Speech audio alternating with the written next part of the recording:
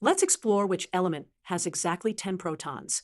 In chemistry, the number of protons in an atom's nucleus determines its atomic number, and therefore which element it is.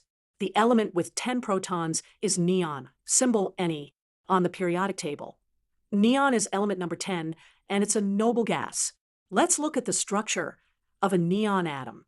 At its center is the nucleus containing 10 protons and 10 neutrons. Neon has two electron shells. The inner shell holds 2 electrons, and the outer shell holds 8 electrons, giving neon a total of 10 electrons.